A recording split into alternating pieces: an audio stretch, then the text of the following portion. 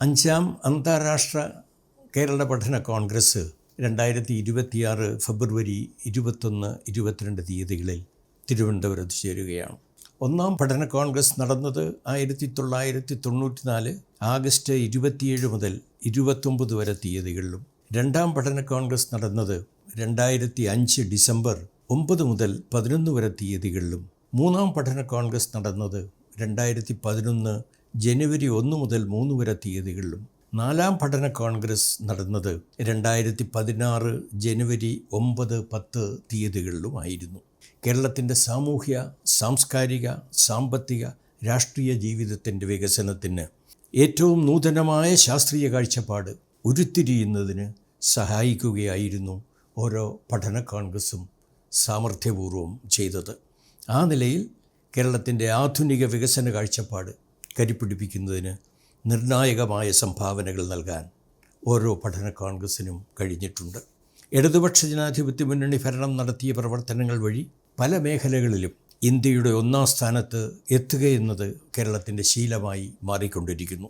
ആരോഗ്യം, വിദ്യാഭ്യാസം, വികേന്ദ്രീകൃത ഭരണനിർവഹണം, ദാരിദ്ര്യ നിർമ്മാർജ്ജനം എന്നീ മേഖലകളിൽ മാതൃകാപരമായ പ്രവർത്തനം നടത്തി കുതിപ്പിൻ്റെ പാതയിലേക്ക് കേരളം എത്തിയിരിക്കുകയാണ്. വ്യവസായ സൗഹൃദ അന്തരീക്ഷം കെട്ടിപ്പടുക്കുന്നതുൾപ്പെടെ കേരളം വലിയ നേട്ടങ്ങൾ നേടി. ഇടതുപക്ഷ സർക്കാരിനെപ്പറ്റി മുമ്പ് ഉയർന്നു വന്ന പ്രധാനപ്പെട്ട വിമർശനം ക്ഷേമ പദ്ധതികളിൽ മാത്രമേ ശ്രദ്ധിക്കുന്നുള്ളൂ എന്നതായിരുന്നു. അടിസ്ഥാന സൗകര്യ വികസനത്തിനും മൂലധന നിക്ഷേപത്തിനും ഊന്നൽ നൽകുന്ന കാഴ്ചപ്പാട് മുന്നോട്ട് വയ്ക്കുന്നില്ല എന്ന വിമർശനവും ഉയർത്തിയിരുന്നു. എന്നാൽ കഴിഞ്ഞ കാലത്ത് നടന്ന എല്ലാ കേരള പഠന കോൺഗ്രസ്സുകളും കേരളത്തിൻ്റെ സമ്പദ്ഘടനയിലെ സമീപനങ്ങളിലെ ദൗർബല്യങ്ങൾ തിരുത്തുന്നതിന് വലിയ സംഭാവനകളാണ് നൽകിയിട്ടുള്ളത്. കേരളത്തിൻ്റെ രാഷ്ട്രീയ ജീവിതത്തിൽ ആദ്യമായാണ് ഇടതുപക്ഷ ജനാധിപത്യ മുന്നണിക്ക് ഇപ്പോൾ തുടർഭരണം ലഭിച്ചത്. തുടർഭരണം ലഭ്യമായ ഇന്നത്തെ സാഹചര്യത്തിൽ ദീർഘകാല പദ്ധതികൾ മുന്നോട്ട് വച്ച് വികസന പ്രവർത്തനങ്ങൾ സംഘടിപ്പിക്കാനുള്ള ഉത്തരവാദിത്വം ഇടതുപക്ഷ ജനാധിപത്യ മുന്നണിക്ക് വർദ്ധിച്ചു വന്നിരിക്കുകയാണ്.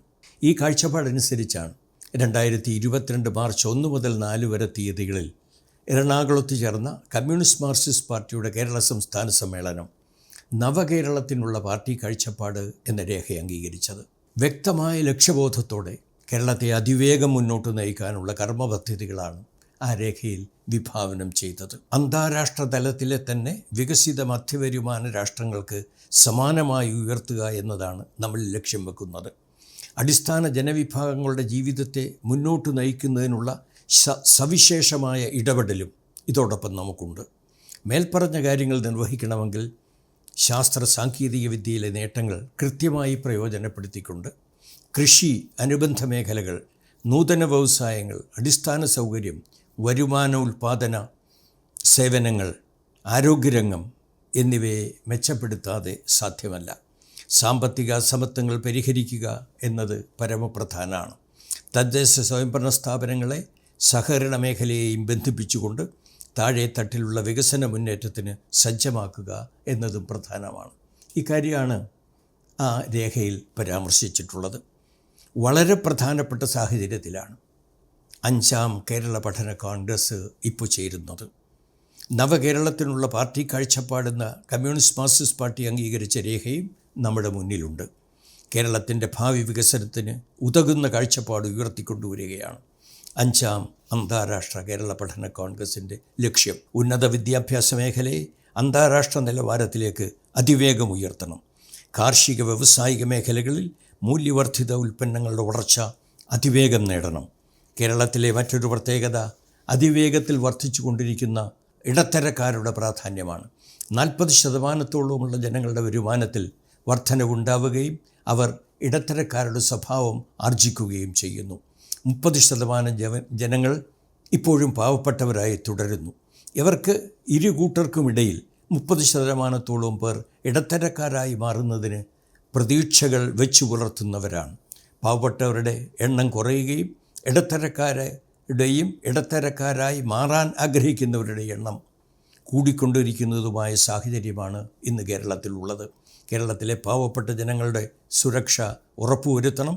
അതോടൊപ്പം ഇടത്തരക്കാരുടെ പ്രതീക്ഷയനുസരിച്ച് കേരളത്തിലെ വികസന മാറ്റങ്ങൾ നമുക്ക് നേടാൻ കഴിയണം. ഈ സ്ഥിതിവിശേഷങ്ങളെയെല്ലാം എങ്ങനെ സമർത്ഥമായി നേരിടാൻ കഴിയണമെന്നതാണ് നവകേരള വികസന കാഴ്ചപ്പാടിൽ വളർത്തിക്കൊണ്ടുവരേണ്ടത്. ആ നിലയിൽ കേരളത്തിൻ്റെ വികസനത്തിനും സാമൂഹ്യ നേട്ടങ്ങൾക്കും ഉചിതമായ നൂതന ആശയങ്ങൾ ഉയർത്തിക്കൊണ്ടുവരികയാണ് 5ാം അന്താരാഷ്ട്ര കേരള പഠന കോൺഗ്രസിൻ്റെ കടമ.